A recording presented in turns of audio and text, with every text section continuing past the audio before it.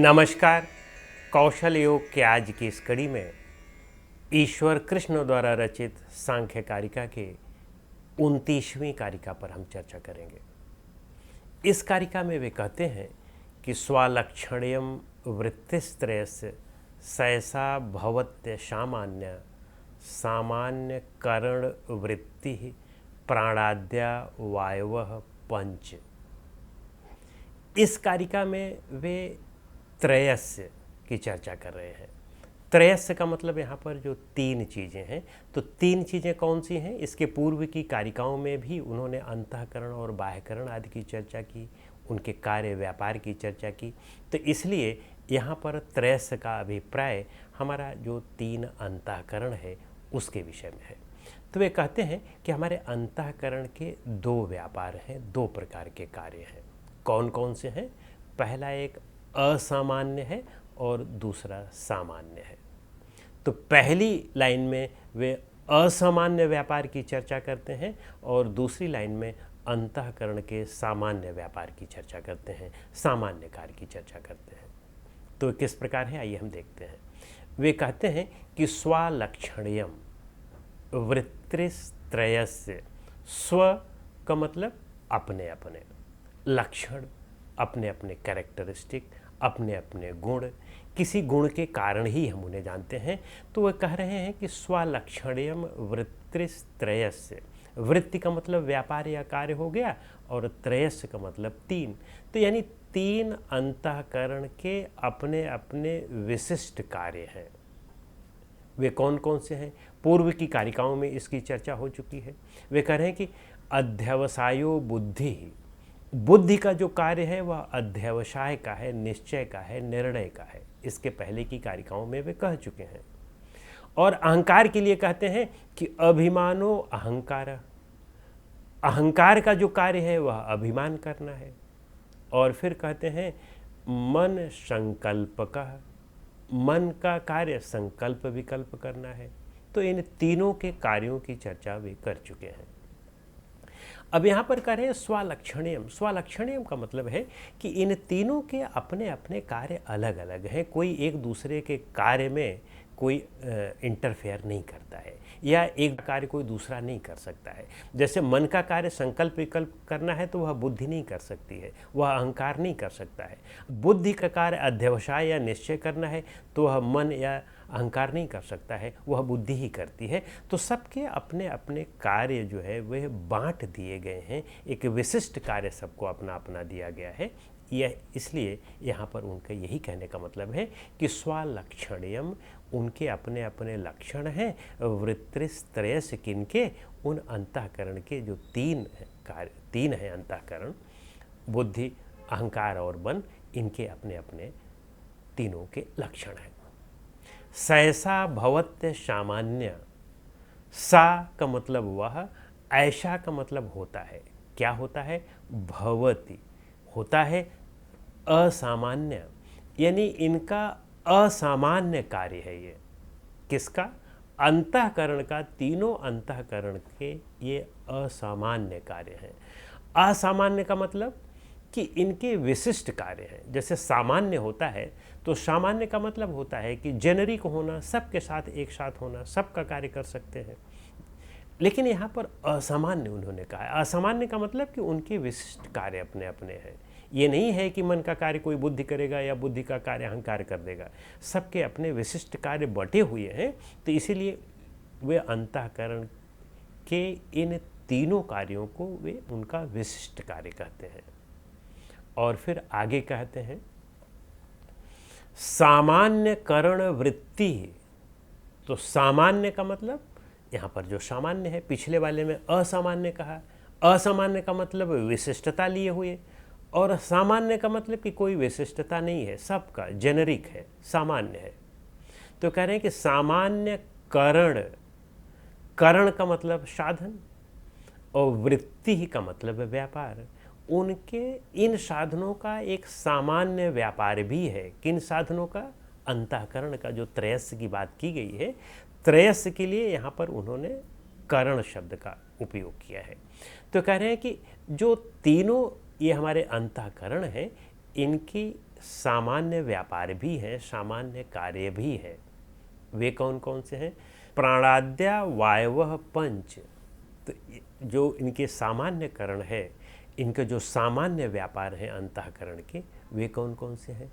प्राणाद्या, प्राण आद्या का मतलब प्राण आदि, और वायवः, वायु का मतलब, वायवः का मतलब वायु। तो 5 प्रकार की वायु है। प्राणाद्या वायु, और फिर पंच, पंच का मतलब 5, 5 प्रकार की जो हमारी वायु है, 5 प्रकार के जो हमारे प्राण हैं, वे इन अंतःकरण के सामान्य कार्य हैं। यानी तीनों अंतःकरण मिल करके ये कार्य करते हैं, उसके माध्यम से शरीर को धारण करते हैं। इसमें कोई एक एक अलग अलग नहीं करता है। जैसे मन का कार्य वहाँ पर संकल्प विकल्प करना हो गया, यह उसका विशिष्ट कार्य है, असामान्य कार्य है। वह बुद्धि के माध्यम से इसको नहीं करता है, अहंकार के माध्यम से नहीं करता है। अहंकार का मुख्य कार्य अभिमान करना है, वह बुद्धि और मन के आधार पर नहीं करती है, उसका साथ नहीं लेती है। और बुद्धि का कार्य वह अध्यवसाय करना है या निश्चय करना है, उसमें वह अहंकार और मन का सहयोग नहीं लेता है। लेकिन इस सामान्य कार्य में, यह सामान्य जो व्यापार है अंतःकरण का, इसमें तीनों मिल करके इनको धारण करते हैं। तीनों सामान्य रूप से धारण करते हैं, इसमें कोई एक एक नहीं धारण कर रहा है, तीनों धारण कर रहे हैं, इसलिए इसे अंतःकरण का सामान्य कार्य कह दिया गया। और कहते हैं कि प्राणाद्या वायवः पंच, 5 प्रकार के प्राण जो है, इनका धारण करना इन तीनों प्रकार के अंतःकरण, जिसमें महत, अहंकार और मन है, इनका सामान्य व्यापार हो गया। यहाँ पर उन्होंने 5 प्रकार के वायु की तो चर्चा कर दी, जिसमें पहला का नाम भी दिया, प्राण आदि 5 वायु। लेकिन उन्होंने पूरे का नाम नहीं दिया। तो स्वाभाविक सी बात है कि उस समय तक यह पूरी तरह से प्रचलित रहा होगा कि 5 प्रकार के वायु प्राण हैं हमारे, या पूरी तरह से प्रचलित रहा होगा। और फिर सूत्रात्मक रूप में लिखा गया है, तो इसलिए एक से लिखने पर, मैंने एक लिख दिया जाए तो और बाकी आदि लिख दिया जाए तो उसको आप अपने आप समझ लें, कहने का यह अभिप्राय है। उसकी व्याख्या स्वयं कर लें।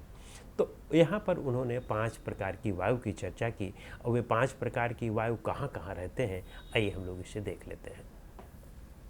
सबसे पहले प्राण पर अगर आप देखें तो हम लोग अपान कह सकते हैं।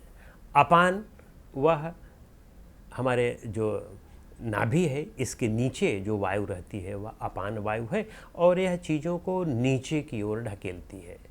जैसे उत्सर्ग और उत्सर्जन का कार्य, या बच्चा जब जन्म लेता है, माँ के गर्भ में रहता है, जब वह जन्म लेता है तो नीचे की तरफ से अधोमार्ग से जाता है, तो उसे अधोमार्ग की तरफ ठेलने का कार्य अपान वायु ही करता है। या हमारा जो उत्सर्जन है वह भी नीचे की तरफ की ओर प्रेरित होना है, तो वह भी अपान वायु ही करता है। तो इसलिए उसको अपान वायु कहते हैं। अपान वायु के बाद समान वायु, और समान वायु कहाँ रहता है? वह नाभि, यानी कि जो हमारा मणिपुर चक्र है और अनाहत चक्र है, मणिपुर और अनाहत चक्र के बीच में समान वायु है। इसको हम समान वायु इसलिए कहते हैं कि यहाँ पर हम जो कुछ भी खाते पीते हैं और उसका जो इसेंस बनता है, सार बनता है, वह सार यहीं से रक्त के माध्यम से शरीर के सारे अंगों में जाता है, यहीं वह रक्त में मिलता है। तो चूँकि समान रूप से हर जगह वह पहुंचाता है, कहीं ज़्यादा या कहीं कम नहीं पहुंचाता है, तो समान रूप से पहुंचाता है, इसलिए इसको समान वायु कहते हैं। और फिर इसके बाद प्राण वायु है। प्राण वायु वह अनाहत चक्र से लेकर के विशुद्धि चक्र तक होता है। प्राण, यह प्राण है, मुख्य प्राण है, जिसे आप कह सकते हैं कि यह जीवन है, लाइफ फोर्स है, इसीलिए इसको तीसरे प्राण के रूप में व्यक्त किया गया है। यह इसकी स्थिति हो गई। चौथा जो है वह उदान है, और उदान वह हमारे विशुद्धि चक्र से ऊपर की ओर रहता है। तो जैसे हमारी ज्ञानेंद्रियां हैं, हमारा मस्तिष्क है, ये सब उदान वायु के अंतर्गत आते हैं। यह ऊपर की ओर, उदान का मतलब ही ऊपर की ओर उठना, तो यह सब ऊपर की ओर आते हैं, तो इसलिए ये सब उदान वायु के अंतर्गत आते हैं। और पांचवा प्राण व्यान प्राण है। व्यान का मतलब हुआ कि वह हमारे पूरी त्वचा में, पूरे शरीर में एक साथ रहता है, तो इसलिए उसको हम व्यान वायु कहते हैं। तो इस तरह से पांचों प्राणों की भी उन्होंने चर्चा कर दी। पांचों प्राणों के विषय में भी हमने बता दिया कि हमारे 5 प्राण हैं, इनका स्थान कहाँ कहाँ है।